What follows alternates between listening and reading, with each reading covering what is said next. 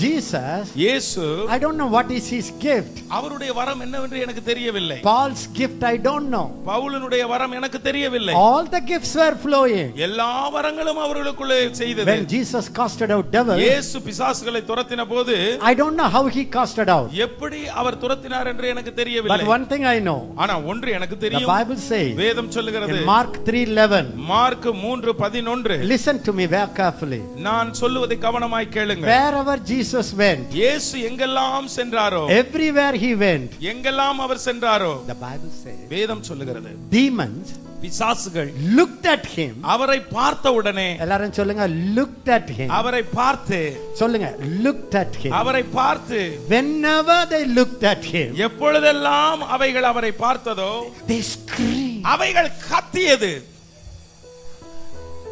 அவைகள் கூக்குரலிட்டது. No technique, எந்த ஒரு டெக்னிக்கும் கிடையாது. no special gift of devil casting. பிசாசுகளை துரத்துகிற பெரிய வரம்லாம் இல்ல. யாருக்கெல்லாம் விளங்குது கையை வைத்து காட்டுங்க. Who have understood, please?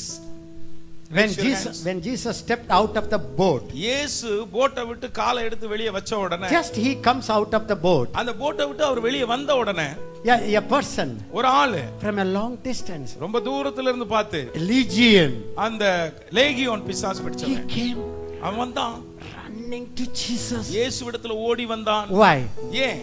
I like it. அது எனக்கு பிடிக்குது. All the 12 disciples came out of the boat. அந்த போட்டை விட்டு 12 சீடர்களும் வெளியே வந்தாங்க. Chapter 5 Mark you can see. Mark 5ஆம் அதிகாரத்துல பார்க்கலாம். எல்லாரும் பாத்துக்கிறீங்களா நீங்க? சரி, listen. கவனிங்க.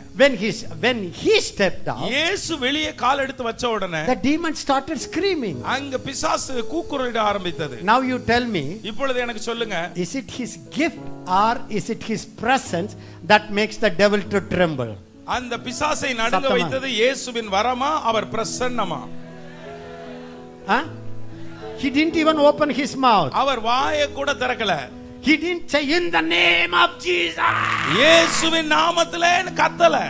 He didn't do anything. எதுவுமே சொல்லல. He didn't say blood of Jesus, blood of Jesus, blood of Jesus. இயேசுவின் ரத்தம் சொல்லல.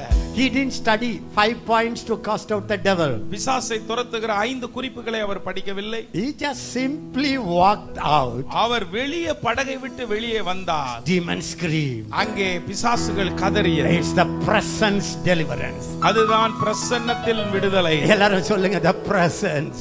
அந்த பிரசன்னம். Hallelujah. Hallelujah. 10 lepers come.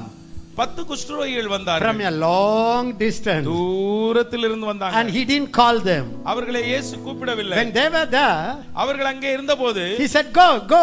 போங்க. Go back. திரும்பி போங்க. Show to the priest. அங்க போய் priest கிட்ட காமிங்க. When they were walking, அவர்கள் ஆசாரியர்களுக்கு காண்பிக்க போனபோது, all were healed. எல்லாரும் சுகமானார்கள். Is it the gift of healing or the presence of healing? சுகமளிக்கும் வரமா, சுகமளித்த பிரசன்னமா? சொல்லுங்கம்மா. சொல்லுங்கய்யா. Is it the gift of healing or the presence of healing? பிரசன்னத்துல சுகமானாங்களா, வரத்தால் சுகமானார்களா? சொல்லுங்க. Did they say in the name of Jesus?